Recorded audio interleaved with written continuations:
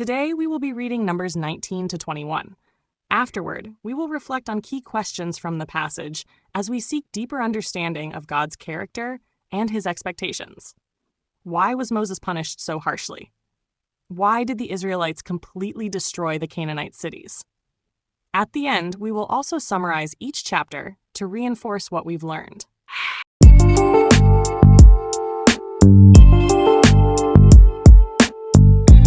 Numbers, chapter 19.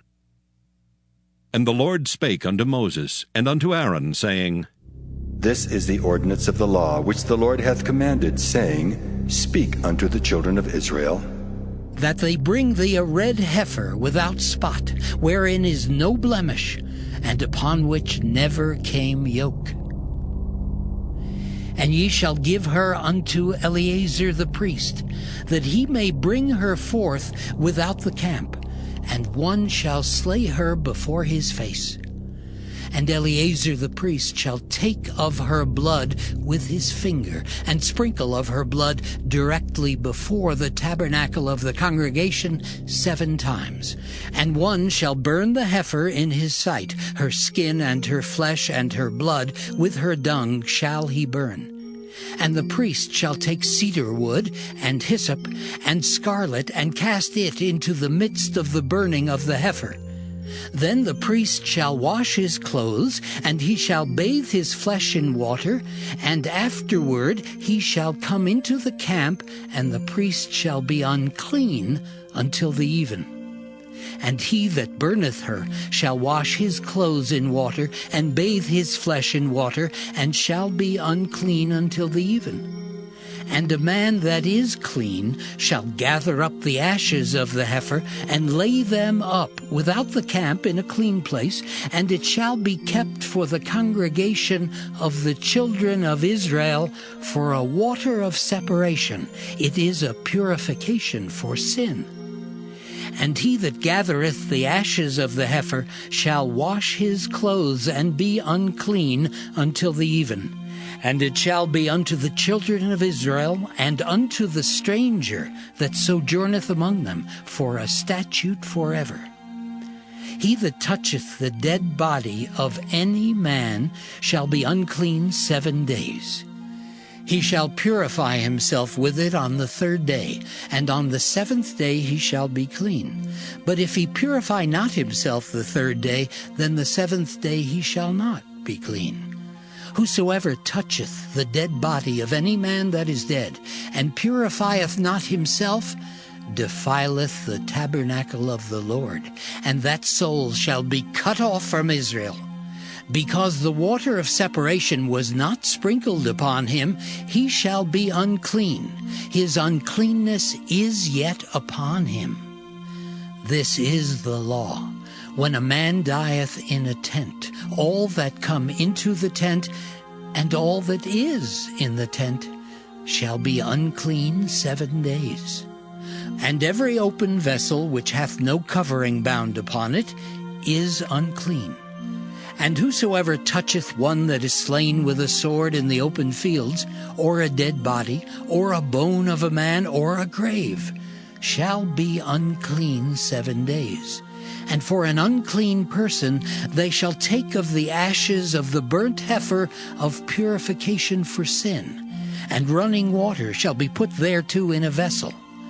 And a clean person shall take hyssop, and dip it in the water, and sprinkle it upon the tent, and upon all the vessels, and upon the persons that were there, and upon him that touched a bone, or one slain, or one dead, or a grave. And the clean person shall sprinkle upon the unclean on the 3rd day, and on the 7th day. And on the 7th day he shall purify himself, and wash his clothes, and bathe himself in water, and shall be clean at even.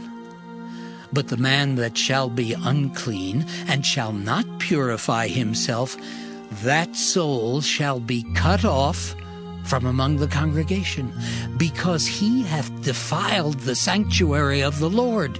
The water of separation hath not been sprinkled upon him. He is unclean. And it shall be a perpetual statute unto them, that he that sprinkleth the water of separation shall wash his clothes, and he that toucheth the water of separation shall be unclean until even. And whatsoever the unclean person toucheth shall be unclean, and the soul that toucheth it shall be unclean until even. Numbers chapter 20. Then came the children of Israel, even the whole congregation, into the desert of Zin in the first month. And the people abode in Kadesh, and Miriam died there, and was buried there. And there was no water for the congregation, and they gathered themselves together against Moses and against Aaron. And the people chode with Moses, and spake, saying, Would God that we had died when our brethren died before the Lord! And why have ye brought up the congregation of the Lord into this wilderness, that we and our cattle should die there? And wherefore have ye made us to come up out of Egypt, to bring us in unto this evil place? It is no place of seed, or of figs, or of vines, or of pomegranates, neither is there any water to drink. And Moses and Aaron went from the presence of the assembly unto the door of the tabernacle of the congregation, and they fell upon their faces. And the glory of the Lord appeared unto them. And the Lord spake unto Moses, saying, Take the rod, and gather thou the assembly together, thou and Aaron thy brother, and speak ye unto the rock before their eyes. And it shall give forth his water, and thou shalt bring forth to them water out of the rock. So thou shalt give the congregation and their beasts drink. And Moses took the rod from before the Lord, as he commanded him. And Moses and Aaron gathered the congregation together before the rock, and he said unto them, Hear now, ye rebels, must we fetch you water out of this rock? And Moses lifted up his hand, and with his rod he smote the rock twice, and the water came out abundantly, and the congregation drank, and their beasts also. And the Lord spake unto Moses and Aaron, Because ye believed me not, to sanctify me in the eyes of the children of Israel, therefore ye shall not bring this congregation into the land which I have given them. This is the water of Meribah, because the children of Israel strove with the Lord, and he was sanctified in them. And Moses sent messengers from Kadesh unto the king of Edom. Thus saith thy brother Israel, Thou knowest all the travail that hath befallen us, how our fathers went down into Egypt, and we have dwelt in Egypt a long time, and the Egyptians vexed us and our fathers. And when we cried unto the Lord, he heard our voice, and sent an angel, and hath brought us forth out of Egypt. And behold, we are in Kadesh, a city in the uttermost of thy border. Let us pass, I pray thee, through thy country. We will not pass through the fields or through the vineyards, neither will we drink of the water of the wells. We will go by the king's highway.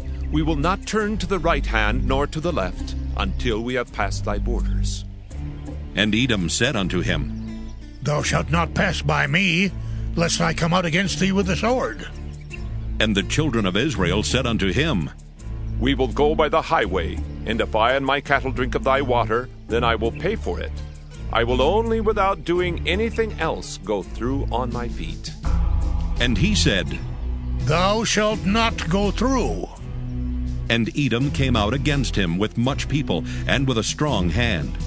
Thus Edom refused to give Israel passage through his border, wherefore Israel turned away from him. And the children of Israel, even the whole congregation, journeyed from Kadesh, and came unto Mount Hor. And the Lord spake unto Moses and Aaron in Mount Hor, by the coast of the land of Edom, saying, Aaron shall be gathered unto his people, for he shall not enter into the land which I have given unto the children of Israel, because ye rebelled against my word at the water of Meribah. Take Aaron and Eleazar his son, and bring them up unto Mount Hor, and strip Aaron of his garments, and put them upon Eleazar his son. And Aaron shall be gathered unto his people, and shall die there. And Moses did as the Lord commanded. And they went up into Mount Hor in the sight of all the congregation. And Moses stripped Aaron of his garments, and put them upon Eleazar his son. And Aaron died there in the top of the mount. And Moses and Eleazar came down from the mount. And when all the congregation saw that Aaron was dead, they mourned for Aaron 30 days, even all the house of Israel. Numbers chapter 21. And when King Arad the Canaanite, which dwelt in the south, heard tell that Israel came by the way of the spies, then he fought against Israel, and took some of them prisoners. And Israel vowed a vow unto the Lord, and said, If thou wilt indeed deliver this people into my hand, then I will utterly destroy their cities. And the Lord hearkened to the voice of Israel, and delivered up the Canaanites, and they utterly destroyed them and their cities. And he called the name of the place Hormah. And they journeyed from Mount Hor by the way of the Red Sea to compass the land of Edom. And the soul of the people was much discouraged because of the way. And the people spake against God and against Moses. Wherefore have you brought us up out of Egypt to die in the wilderness? For there is no bread, neither is there any water, and our soul loatheth this light bread. And the Lord sent fiery serpents among the people, and they bit the people, and much people of Israel died. Therefore the people came to Moses and said, We have sinned, for we have spoken against the Lord and against thee. Pray unto the Lord, that he take away the serpents from us. And Moses prayed for the people. And the Lord said unto Moses, Make thee a fiery serpent, and set it upon a pole. And it shall come to pass that every one that is bitten, when he looketh upon it, shall live. And Moses made a serpent of brass, and put it upon a pole. And it came to pass that if a serpent had bitten any man, when he beheld the serpent of brass, he lived. And the children of Israel set forward, and pitched in Oboth. And they journeyed from Oboth, and pitched at Ijeabarim, in the wilderness which is before Moab, toward the sunrising. From thence they removed, and pitched in the valley of Zered. From thence they removed, and pitched on the other side of Arnon, which is in the wilderness that cometh out of the coasts of the Amorites. For Arnon is the border of Moab, between Moab and the Amorites. Wherefore it is said in the book of the wars of the Lord, What he did in the Red Sea, and in the brooks of Arnon, and at the stream of the brooks that goeth down to the dwelling of Ar, and lieth upon the border of Moab. And from thence they went to Beer. That is the well whereof the Lord spake unto Moses, Gather the people together, and I will give them water. Then Israel sang this song. Spring up, O well, sing ye unto it. The princes digged the well, the nobles of the people digged it by the direction of the lawgiver with their staves. And from the wilderness they went to Mattanah, and from Mattanah to Nahaliel, and from Nahaliel to Bamoth, and from Bamoth in the valley, that is in the country of Moab, to the top of Pisgah, which looketh toward Jeshimon. And Israel sent messengers unto Sihon, king of the Amorites, saying, Let me pass through thy land. We will not turn into the fields or into the vineyards. We will not drink of the waters of the well, but we will go along by the king's highway until we be past thy borders. And Sihon would not suffer Israel to pass through his border. But Sihon gathered all his people together, and went out against Israel into the wilderness. And he came to Jahaz, and fought against Israel. And Israel smote him with the edge of the sword, and possessed his land from Arnon unto Jabbok, even unto the children of Ammon. For the border of the children of Ammon was strong. And Israel took all these cities. And Israel dwelt in all the cities of the Amorites, in Heshbon, and in all the villages thereof. For Heshbon was the city of Sihon, the king of the Amorites, who had fought against the former king of Moab, and taken all his land out of his hand, even unto Arnon. Wherefore they that speak in Proverbs say, Come into Heshbon, let the city of Sihon be built and prepared. For there is a fire gone out of Heshbon, a flame from the city of Sihon. It hath consumed Ar of Moab and the lords of the high places of Arnon. Woe to thee, Moab! Thou art undone, O people of Chemosh! He hath given his sons that escaped, and his daughters into captivity unto Sihon, king of the Amorites. We have shot at them. Heshbon is perished, even unto Dibon, and we have laid them waste, even unto Nophah, which reacheth unto Medeba. Thus Israel dwelt in the land of the Amorites. And Moses sent to spy out Jahazer. And they took the villages thereof, and drove out the Amorites that were there. And they turned and went up by the way of Bashan. And Og the king of Bashan went out against them, he and all his people, to the battle at Edrei. And the Lord said unto Moses, Fear him not, for I have delivered him into thy hand, and all his people and his land. And thou shalt do to him as thou didst unto Sihon, king of the Amorites, which dwelt at Heshbon. So they smote him and his sons and all his people until there was none left him alive, and they possessed his land.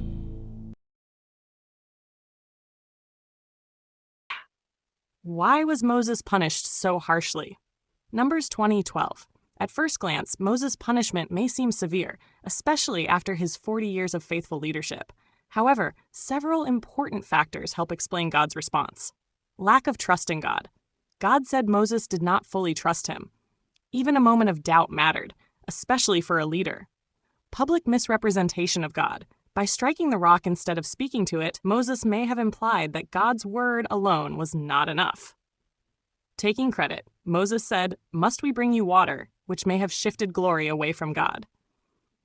Direct disobedience. God commanded him to speak to the rock, but he struck it instead. Because Moses was a leader, his actions carried greater weight. This reminds us that God calls for complete obedience, especially from those who represent him. Why did the Israelites have to destroy the Canaanite cities? Numbers 21, verse 2. The destruction of the Canaanite cities served both practical and spiritual purposes. A sign of victory. In the ancient world, conquering armies often destroyed cities to demonstrate dominance and prevent future rebellion. Removal of corruption.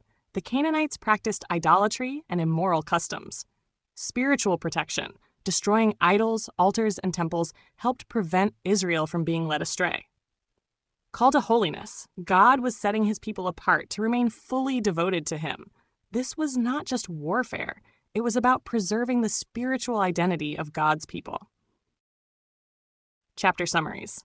Numbers 19. God gives instructions for purification through the ashes of a red heifer. This ritual provided cleansing from ceremonial uncleanness, especially related to death, emphasizing the seriousness of sin and the need for purification. Numbers 20. Miriam dies, and the Israelites once again complain about water. God provides water from a rock, but Moses disobeys by striking it instead of speaking to it. Because of this, Moses and Aaron are told they will not enter the promised land. The chapter also records Aaron's death. Numbers 21. Israel defeats the Canaanites after making a vow to God. The people complain again, and God sends fiery serpents among them. When they repent, God provides healing through the bronze serpent. The chapter ends with victories over surrounding nations as Israel moves closer to the promised land. Key takeaway: God's holiness calls for trust, obedience, and reverence. Through Moses' accountability and Israel's separation from pagan influence, we see that God desires his people to represent him faithfully. May the Lord bless you and protect you. May the Lord smile on you and be gracious to you. May the Lord show you his favor and give you his peace.